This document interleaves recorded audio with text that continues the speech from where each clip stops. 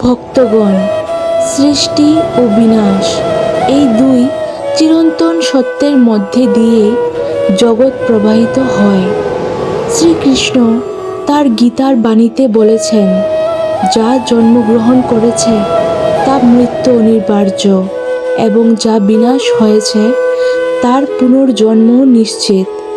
প্রকৃতির এই অনিবার্য নিয়ম মানব জীবনেও প্রতিফলিত হয়। যখন যখন পৃথিবীতে ধর্ম লুপ্ত হয়, অন্যায় বৃদ্ধি পায়, তখন শ্রীকৃষ্ণ নিজেই ধরাধামে আবির্ভূত হন। শ্রীকৃষ্ণ বলেছেন, যখনই ধর্মের অধোগতি ঘটে এবং অধর্মের উত্থান হয়, তখন আমি নিজেকে প্রকাশ করি।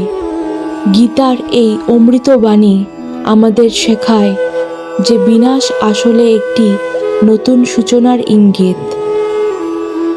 বিনাশ কেবল ধ্বংস নয়, এটি পুরাতনকে সরিয়ে নতুনকে পথ করে দেওয়া।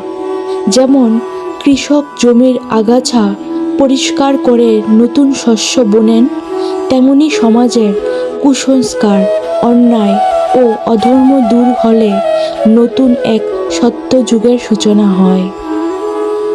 তাই শ্রীকৃষ্ণের উপদেশ আমাদের শিখিয়ে দেয়, বিনাশকে ভয় নয়, বরং গ্রহণ করতে হবে এক নতুন উজ্জীবনের প্রতীক হিসেবে। সংসার নশ্বর, কিন্তু আত্মা অবিনশ্বর। এই বিশ্বাস নিয়েই আমাদের এগিয়ে যেতে হবে।